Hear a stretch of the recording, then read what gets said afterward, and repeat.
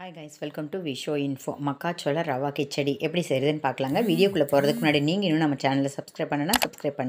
அப்படியே பக்கத்தில் இருக்கிற பெல் ஐக்கானை கிளிக் பண்ணுங்கள். அப்போ தான் நான் போஸ்ட் பண்ணுற வீடியோ எல்லாத்தையும் நீ உடனே பார்க்கலாம். வீடியோக்குள்ளே போகலாங்க. மக்காச்சோள ரவையில் ஒரு கிச்சடி செய்ய போகிறேங்க. மக்காச்சோள ரவை எடுத்து வச்சுருக்கேன். நம்ம தேவையான அளவு எடுத்துக்கலாம்.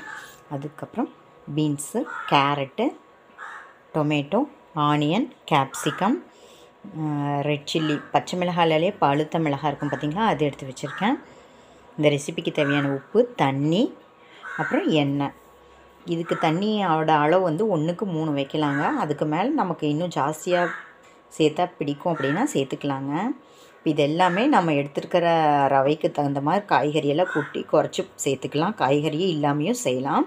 இப்போ எப்படி செய்கிறதுன்னு பார்க்கலாங்க. மக்காச்சோள ரவை வந்து உடம்புக்கு நல்லது, சூப்பராக இருக்கும் உங்கள் டேஸ்ட்டு. இப்போ எப்படி செய்கிறதுன்னு பார்க்கலாங்க. ஒரு பேனை ஹீட் பண்ணி வச்சுருக்கேங்க. இப்போ இதில் 1 டேபிள் ஸ்பூன் ஆயில் சேர்த்துக்கலாம். ஆயில் ஹீட் ஆகட்டுங்க. ஆயில் ஹீட் ஆகிடுச்சுங்க. இப்போ கடுகு சேர்த்திக்கலாம். கடுகு வெடிக்குது. கடலைப்பருப்பு, உளுத்தம்பருப்பு சேர்த்திக்கலாம். இப்போ இது 1 நிமிஷம் கலர் சேஞ்ச் ஆகட்டுங்க.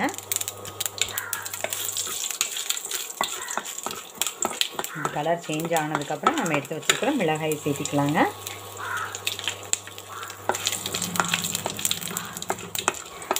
இப்போ காய்கறி எல்லாமே ஒன்றாவே சேர்த்துடலாம். காய்கறி, வெங்காயம் இதெல்லாம் சேர்த்துருக்கோம் பார்த்திங்களா. நம்மக்கிட்ட இருக்கிற என்ன வெஜிடபிள்ஸ் இருக்கோ அது சேர்த்துக்கலாம். வெஜிடபிள்ஸே இல்லைனாலும் நோ ப்ராப்ளம்ங்க. இப்போ இதெல்லாம் சேர்த்துக்கலாங்க. சேர்த்து நல்லா வதக்கிக்கலாம்.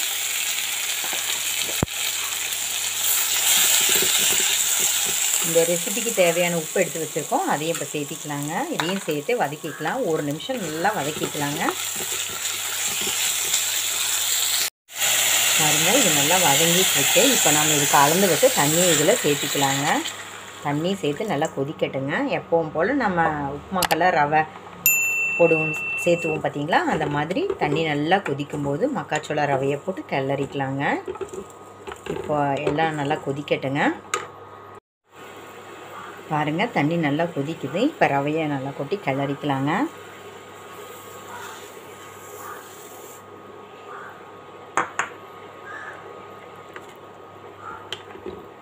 எப்பவும் போல் ரவை வேகிற மாதிரி இது வேகட்டுங்க.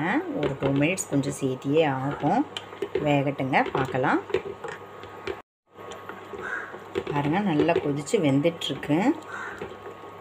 நாம் சேர்த்த காய்கறி, அந்த காரம், உப்பு இதெல்லாம் இந்த ரவையில் நல்லா இறங்குற மாதிரி நல்லா வேகட்டுங்க.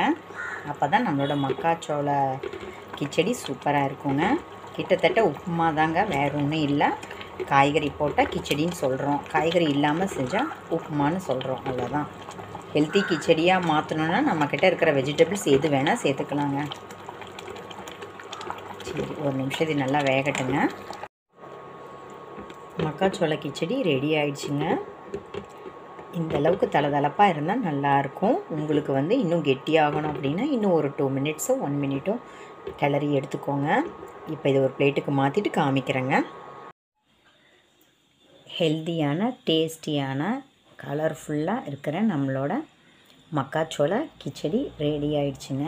ட்ரை பண்ணி பாருங்கள். மக்காச்சோள ரவை இருந்தால் தாராளமாக இது உடனே ரெடி பண்ணிடலாம்.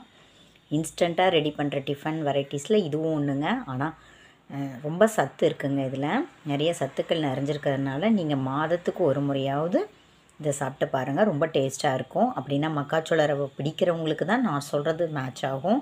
அந்த ரவையே பிடிக்காது அப்படிங்கும்போது இது சாப்பிட்டு பார்த்தா டேஸ்ட்டாக இருக்கான்னு கேட்டால் அவங்கெல்லாம் டேஸ்ட்டாக இல்லைன்னு தான் சொல்லுவாங்க. அந்த ரவையோட சத்துக்களை புரிஞ்சவங்களுக்கு நான் சொல்கிறது புரியுங்க. ட்ரை பண்ணி பாருங்கள். என்னங்க, இந்த ரெசிபி உங்களுக்கு பிடிச்சிருந்தால் லைக் பண்ணுங்கள், ஷேர் பண்ணுங்கள், கமெண்ட் பண்ணுங்கள்.